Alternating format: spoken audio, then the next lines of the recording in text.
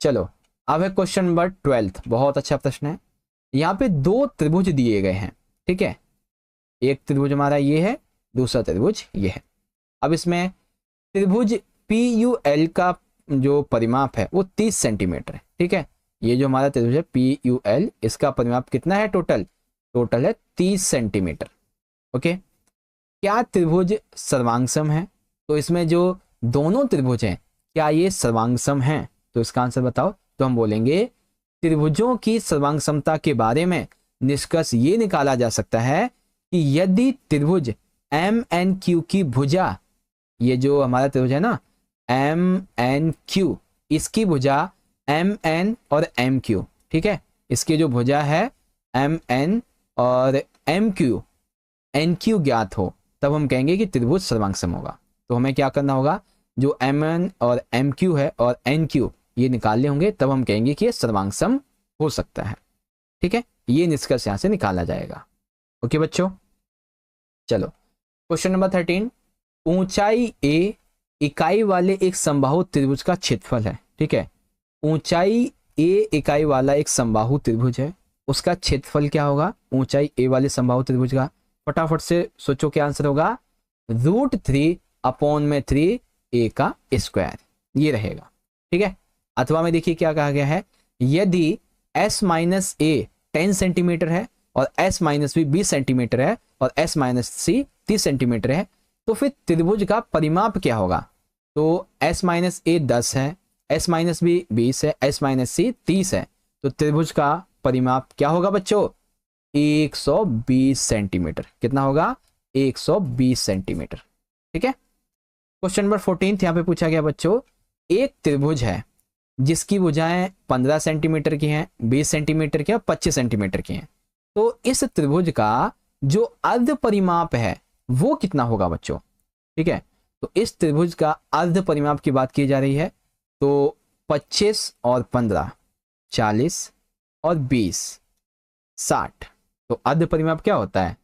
परिमाप का आधा, यानी कि 30 हो जाएगा। निकल गया, आंसर हो गया, ठीक है। यदि व्यंजक 2 ब्रैकेट में √k-1 है प्लस में √8 में -8 √2 जोड़ने पर एक परिमेय संख्या में मिलती है, तो इसमें k का मान क्या होगा? ठीक है, तो k का मान बेसिकली 18 आएगा। कितना आएगा? 18। ऑप्शन नंबर सी करेक्ट है। ओके, अब आता है हमारा क्वेश्चन नंबर 16। देखो, नीचे दिए गए आयत चित्र में एक संग्रहालय में विभिन्न दिनों में आए आगंतुकों की संख्या को दर्शाया गया। ठीक है, यहाँ पे एक तरफ है नंबर ऑफ विजिटर्स, एक तरफ है नंबर ऑफ डेज। तो आयत चित्र के बारे में क्या सही है ये हमें बताना है। ठीक है, तो देखो पहले नंबर ऑफ विजिटर्स हैं, पहले 40 विजिटर्स, फिर 60, फिर यहाँ पे 80, फिर 100, फिर 120, फिर 140, और इधर जो है कितने दिन तक वो रुके हैं ये उसको दर्शाया गया है। ओके, तो क्वेश्चन आयत चित्र के बारे में क्या है कि कौन सा इसमें सही है। तो देख लो भाई कौन सा सही होगा इसमें से। तो एक चीज सही होगी, संग्रहालय में 5 दिनों के लिए लगभग 60 से 70 आगंतुक थे। ठीक है, कितने दिन के लिए? 5 दिनों के लिए टोटल जो है कितने आगंतुक थे? तकरीबन 60 से 70। ओके, हो गया कंप्लीट आपका। बस अब ये 60 से 70 क्यों है? क्योंकि ये देखो, ये है ना ये वाला, ये 60 से 70 तक जाता है 5 दिनों में। ओके, तो ये चीज है। तो इस प्रकार से आपका इस पेपर का जो सबसे पहला खंड था, ठीक है, ये वाला पार्ट ए, ये कंप्लीट हो गया, खंड पहला। अब इसमें हमने जो 16 MCQ किए थे उसमें से एक क्वेश्चन का आंसर मैंने कमेंट में मांगा है आपसे, तो कमेंट करके आप जरूर बताओ। अब हम इसी का जो हमारा दूसरा वाला पार्ट है इसको डिस्कस करेंगे, यानी कि खंड दूसरा वाला। ठीक है, इसको डिस्कस करेंगे। तो प्रश्न 17 से 20 केस स्टडी आधारित प्रश्न है। प्रत्येक केस स्टडी आधारित प्रश्न में 5 प्रश्न हैं और उपभाग हैं, जिनमें से सिर्फ आपको 4 उपभाग ही हल करने, यानी कि 4 का ही आंसर देना है। ठीक है, और हर एक का बेसिकली एक एक है। सिंपल सी बात है, आपके 4 क्वेश्चन हैं। ठीक है, और हर एक क्वेश्चन में आपके 5 MCQ हैं, जिसमें से केवल आपको 4 के आंसर देने हैं। ओके, तो देखिए पहला क्वेश्चन क्या है। 17 में कहा गया है, सृष्टि ने अपने जन्मदिन पर योजना बनाई कि वो इस बार अपना जन्मदिन एक छोटे से अनाथालय में मनाएगी। तालियां। सृष्टि ने पहली बार ऐसा सोचा कि मैं अपने बर्थडे के दिन एक अनाथालय जाऊंगी, वहां अपना बर्थडे मनाऊंगी। उसने वहां रहने वाले बच्चों को, बड़ों को देने के लिए कुछ सेब खरीद लिए। भाई बर्थडे है तो ऐसा था नहीं खाली हाथ जाएगी, तो उसने सोचा कि बच्चों बड़ों के लिए सेब खरीदे जाए, तो खरीद लिए उसने बर्थडे केक के साथ प्रत्येक बच्चे को 2 सेब और प्रत्येक वयस्क को 3 सेब दिए। ठीक है, और उसने कुल जो थे वो 60 सेब बांट दिए। तो उसने बर्थडे केक भी दिया सभी को, हर एक बच्चे को 2 सेब दिए, एक वयस्क को 3 सेब दिए, टोटल उसने 60 ही सेब बांटे। ओके, अब क्वेश्चन क्या बनेंगे इसके, तो उपरोक्त जानकारी के आधार पे निम्नलिखित प्रश्नों का उत्तर दो। तो सबसे पहला, बच्चों की संख्या को x और वयस्कों की संख्या को y मानकर उपरोक्त स्थिति को 2 चरों के रैखिक समीकरण में दर्शाया जा सकता है। सही बात है, बच्चों की संख्या को हम x मान लें और वयस्कों की संख्या को y मान लें तो 2 चरों को रैखिक समीकरण में दर्शाया जा सकता है। ठीक है, तो वो 2 चरों का रैखिक समीकरण क्या होगा बेसिकली, फटाफट से इसका आंसर तो बहुत ही सिंपल सा है सर जी। क्या, बच्चों की संख्या है 2 यानी कि 2x, बच्चों को हमने x माना है, और जो वयस्क हैं इनकी संख्या है 3 तो हमने वयस्कों को y माना है, तो ये हो जाएगा 60, यानी कि ऑप्शन नंबर आपका जो बी वाला है ये इसका आंसर हो गया। बस कंप्लीट हो गया। चलिए, यदि बच्चों की संख्या 15 है तो वयस्कों की संख्या ज्ञात कीजिए। ठीक है, मानते हैं बच्चों की संख्या जो 15 है तो वयस्क कितने होंगे बेसिकली, तो अब अगर थोड़ा सा ध्यान लगाएं तो उसने टोटल जो थे वो 60 जो सेब थे, कितने, 60 सेब ये बांटे। ठीक है, जिसमें से हर एक बच्चे को उसने 2 बेसिकली सेब दिए हर एक बच्चे को। तो बच्चे माने हमने 15 हैं, तो हम इन 2 सेबों को 15 से गुणा करेंगे तो होगा 30। ठीक है, अब ये 30 है तो हमारे पास में 30 सेब और बचे। ठीक है, बचे हुए सेब कितने हैं, बचे हुए केवल 30 सेब बचे। अब बच्ची ने 3 सेब जो थे वो प्रत्येक वयस्क को दिए। ठीक है, तो यानी कि 10 × 3 = 30। ठीक है, तो वयस्कों की संख्या अगर हम बच्चों को 15 माने तो वयस्क कितने निकलेंगे, टोटल 10। कितने निकलेंगे, 10। और कैसे निकलेंगे ये भी आपको मैंने बता दिया। ठीक है, यदि वयस्कों की संख्या 12 है तो बच्चों की संख्या ज्ञात करो। अभी उसका उलट हो गया, अभी हमने वयस्कों को 3 सेब दिए, अब यहाँ पे 12 बताए गए हैं, तो 12 × 36 सेब बट चुके हैं। ठीक है, अब बचे कितने, अब हमारे पास टोटल बचे हैं 24 सेब।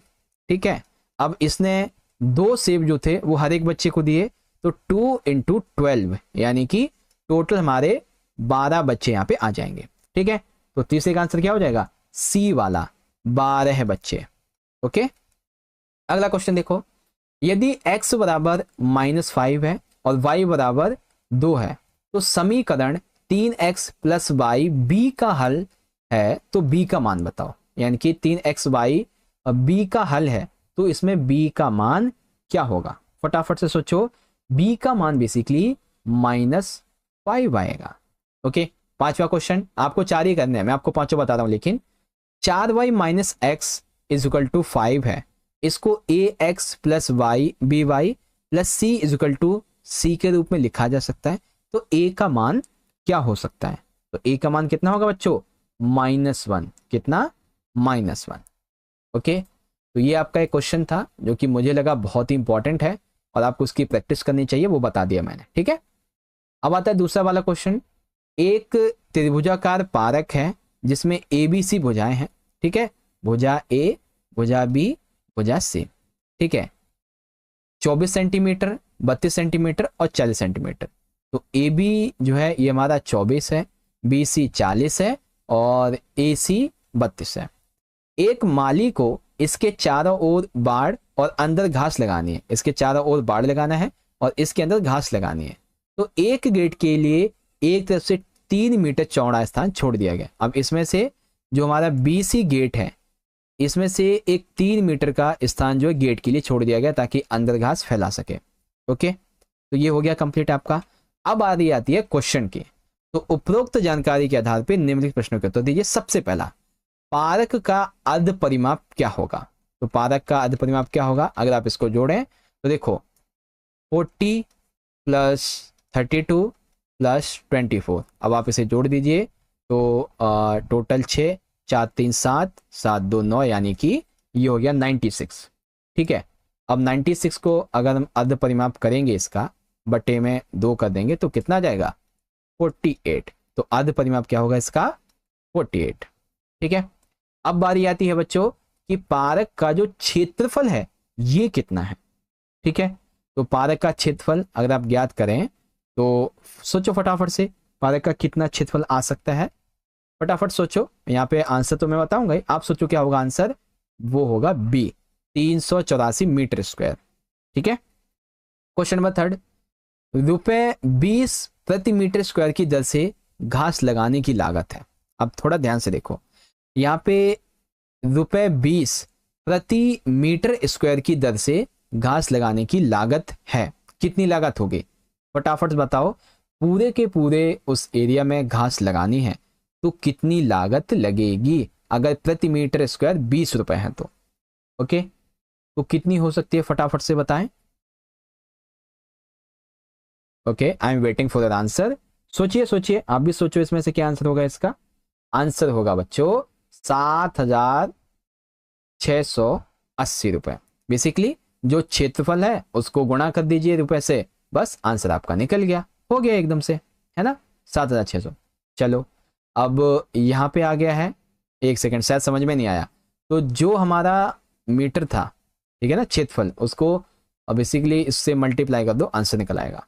चलो अब यहाँ पे आता है हमारा तीसरा क्वेश्चन, चौथा क्वेश्चन, ₹30 प्रति मीटर की दर से कांटेदार बाड़ लगाने की लागत क्या होगी, यानी कि प्रति मीटर दर से कांटेदार बाड़ लगाने हैं, 30 रुपए प्रति मीटर और वो बाड़ आते हैं, तो लागत टोटल कितनी होगी। तो लागत कितनी होगी बच्चों 2,790 रुपए। ठीक है, उसके बाद तीसरा, पारक की सबसे छोटी भुजा पर बनाए गए शीर्ष लंब की लंबाई क्या होगी। तो पारक के सबसे छोटी भुजा पर जो शीर्ष लंब बनाया जाएगा उसकी जो लंबाई है वो कितनी होगी, कम से भी कम अगर उसकी लंबाई होगी तो 32 मीटर होगी। कितनी 32। ठीक है, तो ये हो गया आपका क्वेश्चन का आंसर कंप्लीट। आई होप बच्चों अच्छे से समझ में आ रहा होगा। चलो अब क्वेश्चन नंबर यहाँ पे 19 आ जाता है। देखो क्या कहा गया है, एक गांव में एक बड़ा सा बिजली का खंबा पीसी था। ठीक है, यहाँ पे देखो एक बड़ा सा बिजली का खंबा है जो कि इधर पी है और यहाँ पे हमारा सी है। ओके, जैसा कि चित्र में दिखाया गया है, इस खंबे को 10 मीटर लंबाई के मजबूत तार से बांधा गया है। सपोर्टेड वायर है कितने मीटर का, 10 मीटर का। ओके, एक बार इस खंबे पर बड़ी चिंगारी निकली जिससे तार बुरी तरीके से क्षतिग्रस्त हो गई। आमतौर पर किसी भी छोटी सी खराबी को रस्सी की मदद से ठीक किया जा सकता था, जिसे बिजली ठीक कराने वाले अपनी साइकिल पर रखते थे। इस बार बिजली को ठीक करने के लिए 10 मीटर लंबी सीढ़ी लगानी पड़ी। ठीक है, तो इस बार जो था 10 मीटर लंबी एक सीढ़ी लगानी पड़ी खंबे को ठीक करने के लिए। ओके, ताकि वे खंबे पर पी तक पहुंच सकें। सीढ़ी रेखा एसी के साथ 60 का कोण बनाते हैं। तो सीढ़ी जो रेखा है, ये जो हमारा लंबवत है ना, ये पी और सी, ठीक है ना, तो इसमें जो एसी है हमारा ये वाला, ये कितने का कोण बनाती है, 60 डिग्री का कोण बनाते हैं। ओके, तो अब आइए क्वेश्चंस को समझते अच्छे तरीके से।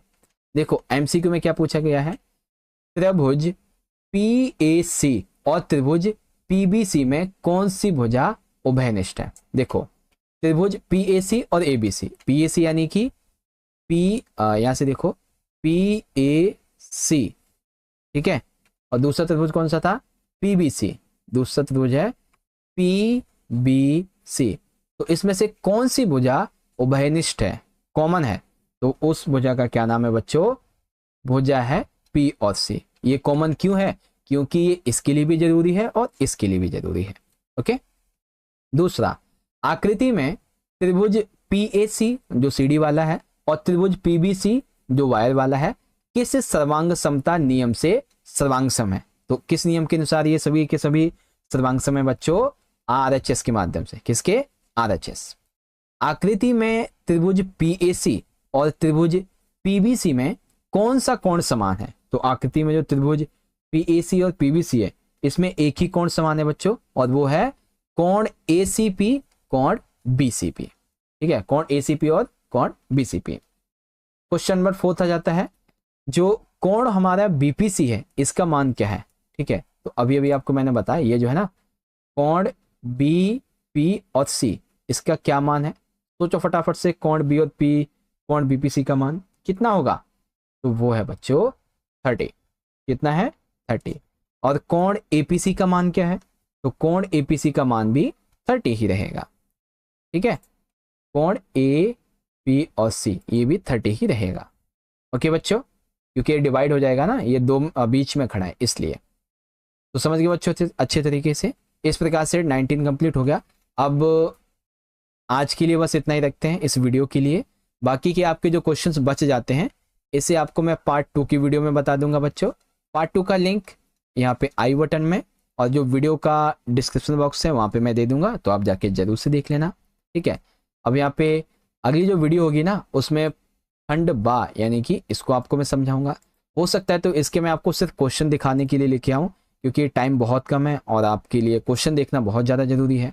ठीक है, तो इन सभी को समझाऊंगा अगली वीडियो में। आज के लिए और आज की इस वीडियो के लिए इतना ही। ओके, तो आई होप आप सभी को आज की ये वीडियो अच्छी लगी होगी।